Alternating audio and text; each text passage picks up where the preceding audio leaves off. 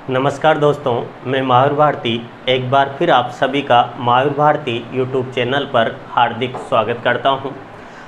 राजस्थान इतिहास में हम पढ़ रहे थे मेवाड़ रियासत, और मेवाड़ रियासत में हमने लास्ट वीडियो में पढ़ा था खानवा का युद्ध।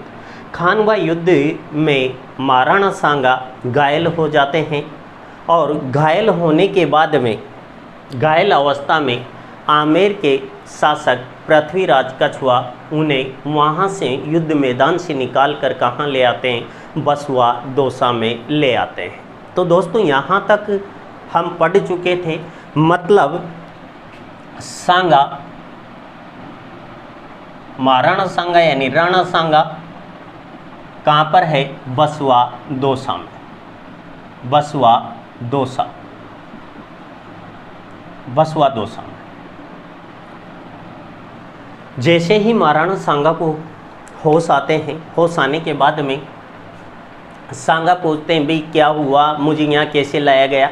तो यहाँ पर इनके सैनिकों के द्वारा बताया जाता है कि महाराणा, हम युद्ध हार चुके हैं और अपनी सेना पराजित हुई है, अभी हम कहाँ पर हैं, युद्ध मैदान से बहुत दूर हैं, यानी दौसा के अंदर स्थित हैं। अतः महाराणा सांगा यहाँ से उठ खड़े होते हैं और उठ खड़े होकर यानी एक कसम ले लेते हैं और कसम लेते हैं कि जब तक मैं बाबर को पराजित नहीं कर दूंगा तब तक न तो सिर पर पगड़ी धारण करूंगा और न ही मेवाड़ की पवित्र भूमि में प्रवेश करूंगा। ऐसी कसम किसके द्वारा ले ली गई, महाराणा सांगा के द्वारा ले ली गई।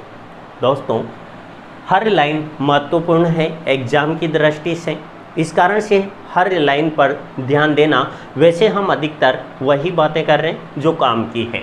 तो कसम किसके द्वारा, महाराणा सांगा के द्वारा ली गई। और यहाँ पर क्या चलता है, अब इलाज चलता रहता है।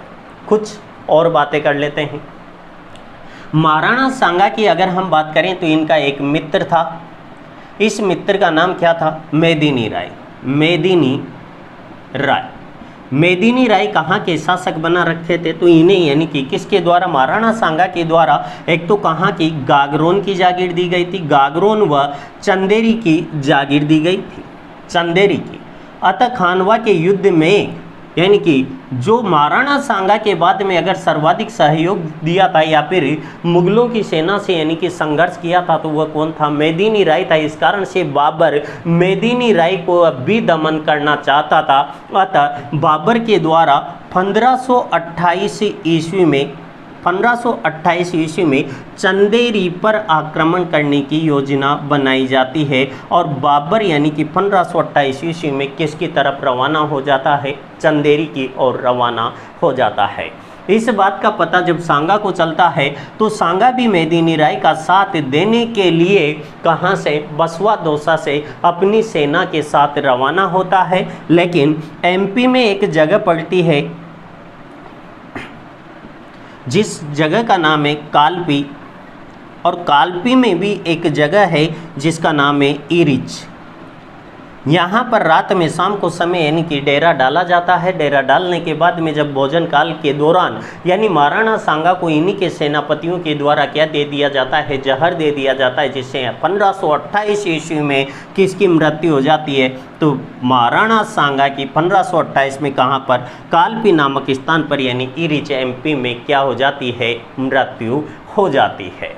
अब दोस्तों महाराणा सांगा की अगर हम बात करें तो महाराणा सांगा के दो पत्नियां थी, पत्नियां तो और भी थी, लेकिन मुख्य जो पत्नियां थी उनमें दो नाम आते हैं।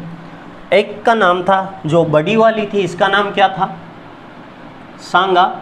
और सांगा की पत्नियों की अगर हम बात करें तो बड़ी थी, जिसका नाम था क्या, धनबाई। और एक और जो थी छोटी, इसका नाम था क्या, कर्मावती, रानी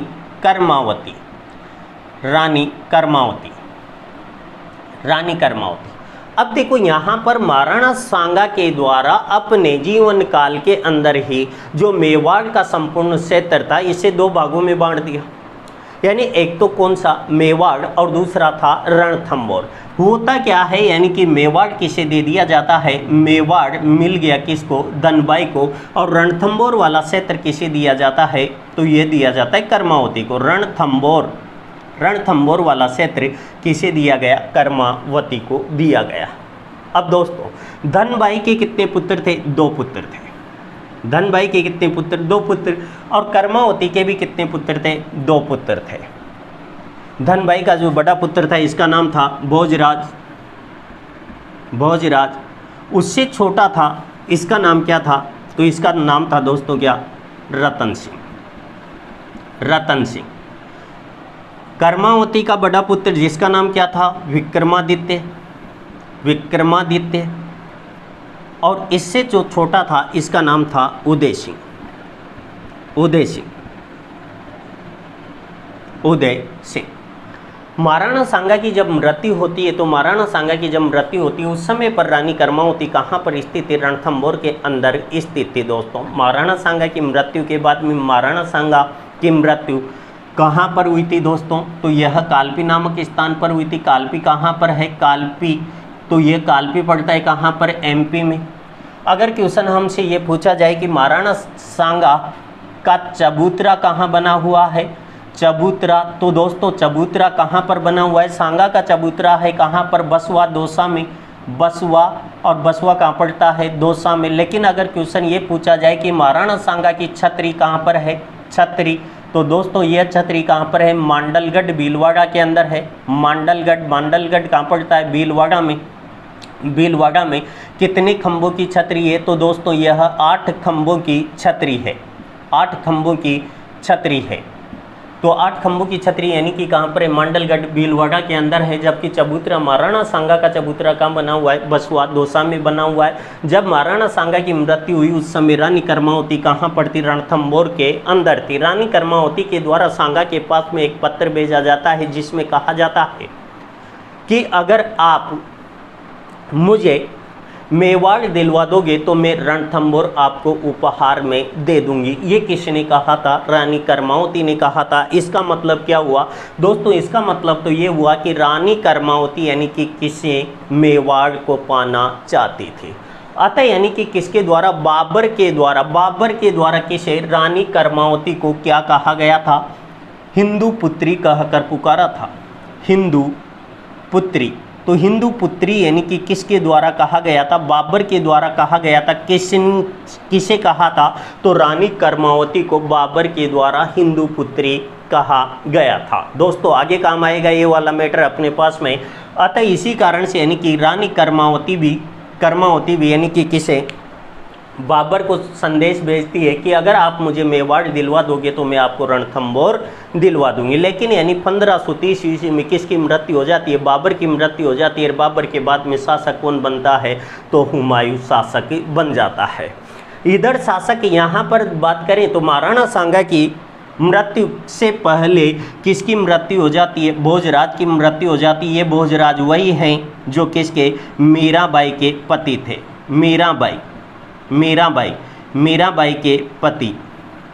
मीराबाई के पति कौन? भोजराज। इनकी महाराणा सांगा से पहले क्या हो जाती है? मृत्यु हो जाती है। आखिरकार शासक कौन बनते हैं? रतन सिंह बनते हैं। दोस्तों कौन बनते हैं?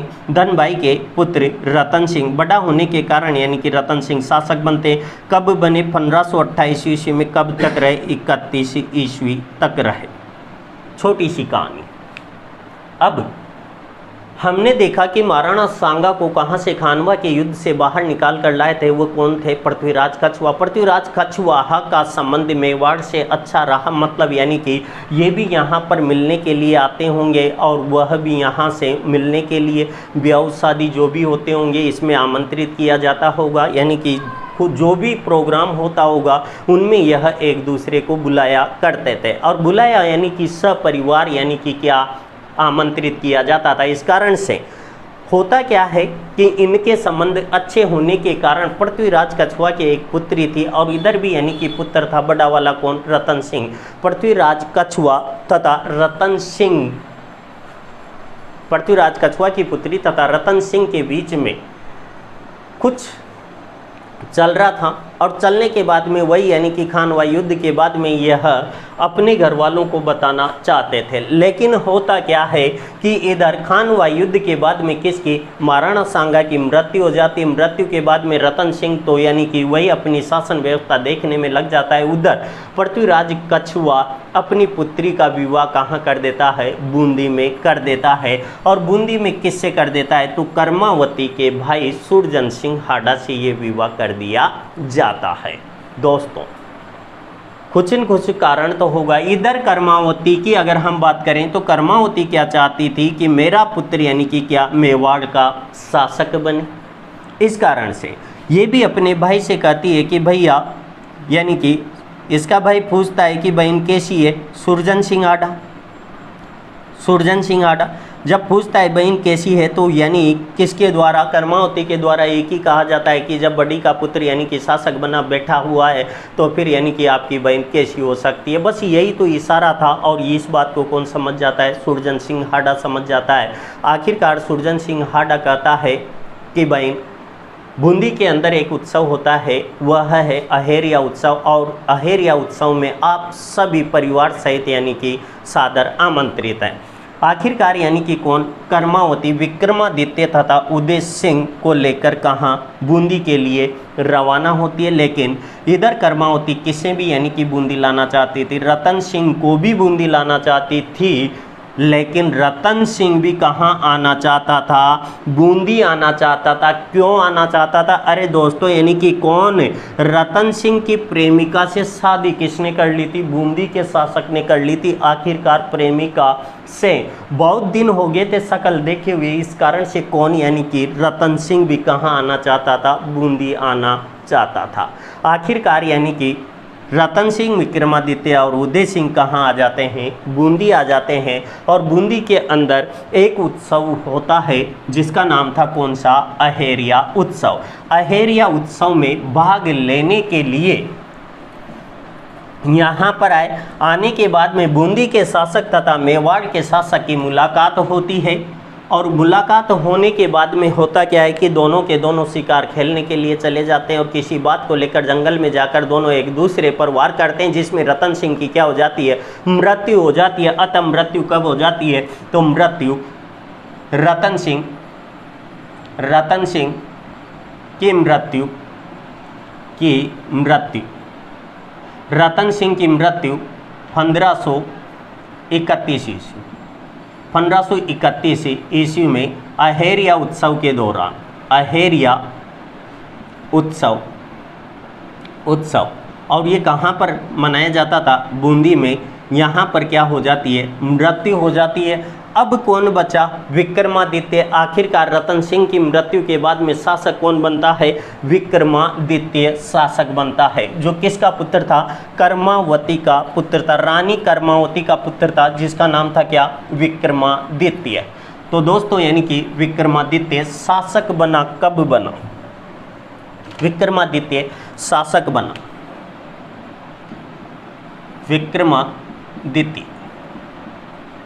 विक्रमादित्य शासक बना, कब बना, तो ये 1531 से कब तक, तो 36 यानी कि 36 तक शासन किया।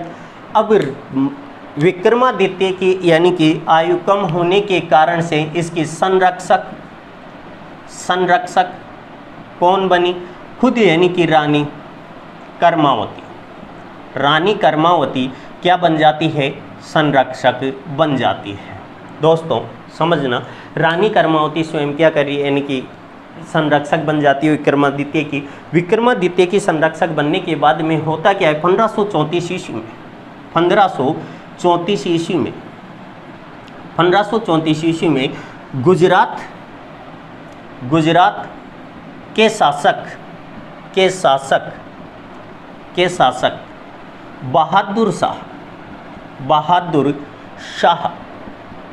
बहादुर शाह का क्या होता है, आक्रमण होता है। आखिरकार यानी कि जब 1533 ईस्वी में दोबारा आक्रमण किया गया था, एक बार तो कब किया गया था 1533 ईस्वी में, 1533 ईस्वी में जब यह बहादुर शाह कहाँ आता है, मेवाड़ पहुँचता है, उस समय पर रानी कर्मावती अपनी सूझबूझ का परिचय देते हुए कुछ पैसे देकर इसे वापस भेज देती है और ये भी वापस चला जाता है। लेकिन इसे यहाँ से बहुत सारी धनराशि मिली थी, इस कारण से ये भी लालची हो जाता है और वापस 1534 में कहाँ आ जाता है, मेवाड़ आ जाता है। अब मेवाड़ का खजाना इस समय खाली था, इतने पैसे यानी कि रानी कर्मावती नहीं दे सकती थी। इस कारण से रानी कर्मावती के द्वारा दिल्ली का शासक कौन बना हुआ था, हुमायूं बना हुआ था। आखिरकार रानी कर्मावती के द्वारा किसको, हुमायूं को क्या भेजी गई थी दोस्तों, राखी भेजी गई थी, राखी भेजी गई और इसके बदले यानी कि क्या मांगी थी उसने, हुमायूं से मेवाड़ की सहायता मांगी थी। दोस्तों कुछ समझ में है, कुछ याद आ रहा है। बाबर ने किसे, रानी कर्मावती को क्या कहा था, हिंदू पुत्री कहा था और बाबर का पुत्र कौन था, हुमायूं। इसका मतलब यानी हुमायूं की क्या लगी, रानी कर्मावती बहन लगी। अतः बहन क्या भाई को क्या भेजती है, राखी भेजती है और उसके बदले क्या मांगती है, उससे सहायता मांगती है। लेकिन हुमायूं यहाँ पहुँचने में क्या कर देता है, देरी कर देता है और गुजरात के शासक बहादुर शाह के द्वारा मेवाड़ पर क्या कर दिया जाता है, आक्रमण कर दिया जाता है। कर्मावती अपने दोनों पुत्रों को कहाँ भेज देती है, विक्रमादित्य तथा उदय सिंह को कहाँ भेज देती है, तो यह बूंदी भेज देती है। कहाँ भेजा गया, बूंदी भेजा गया। और जो सेना था, सेना का नेतृत्व किसे दिया गया, सेना का नेतृत्व बाघ सिंह को दिया गया, बाघ सिंह को शासक यानी कि सेनापति किसे बना दिया गया, तो केसरिया यानी कि यहाँ पर युद्ध करते समय क्या हुआ, केसरिया किसके नेतृत्व में हुआ, तो केसरिया बाघ सिंह के नेतृत्व में हुआ। जब यहाँ पर यह युद्ध में पराजित हो जाते हैं तो फिर जौहर का आयोजन किया जाता है। जौहर का आयोजन किसके द्वारा, रानी कर्मावती के द्वारा किया गया, कर्मावती के द्वारा किया गया। बात कब की है, 1534 ईस्वी की है। अतः केसरिया बाघ सिंह के नेतृत्व में जौहर यानी कि किसके नेतृत्व में हुआ, कर्मावती के नेतृत्व में हुआ। अतः यानी कि कौन सा, मेवाड़ का क्या दोस्तों, मेवाड़ का दूसरा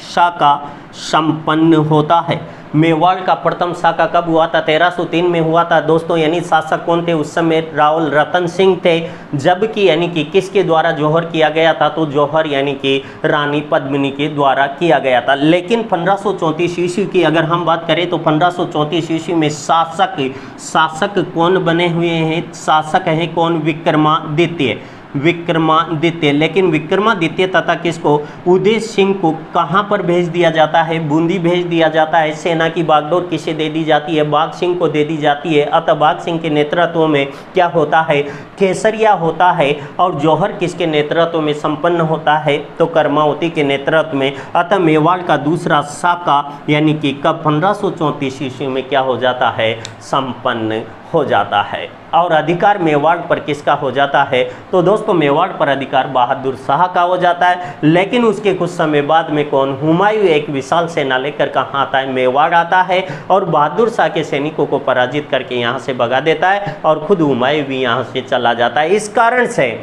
विक्रमादित्य को वापस क्या बना दिया जाता है, मेवाड़ का शासक बना दिया जाता है। तो दोस्तों यहाँ तक की बात समझ में आई होगी।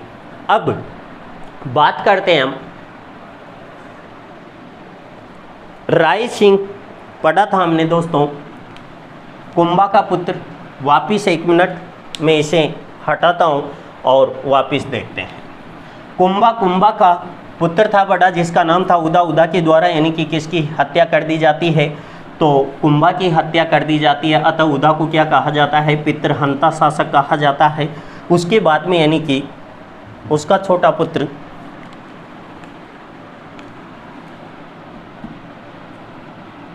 कुंभा के 2 पुत्र, एक का नाम था उदा और एक का नाम था रायमल। रायमल। रायमल की अगर हम बात करें तो रायमल के यानी कि दोस्तों कितने पुत्र थे? 3-4 पुत्र के बारे में हमने पढ़ा। चलो यानी कि मोटे मोटे 3 पुत्र के बारे में बात करते हैं। एक का नाम क्या था? पृथ्वीराज। यही पृथ्वीराज यानी कि इसे उड़ना राजकुमार के नाम से जाना जाता है। एक का नाम जगमाल और एक का नाम था यानी कि क्या? संग्राम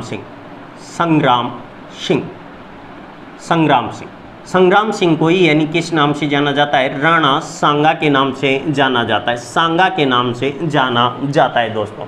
सांगा के कितने पुत्र? यानी कि 4 पुत्र, जिसके बारे में अभी हम चर्चा कर रहे हैं। पहले पुत्र का नाम क्या था दोस्तों? तो बड़ा ही बड़ा था, इसका नाम था भोजराज। इसके बाद में हमने बात की जिसका नाम था रतन सिंह, और रतन सिंह के बाद में एक और नाम आता है, वह था विक्रमादित्य। ये बात हो गई दोस्तों। इसके बाद में एक और यानी कि जो है उदय सिंह, इनकी भी हम चर्चा करेंगे। पृथ्वीराज की एक नाजायज संतान थी जिसका नाम था बनवीर।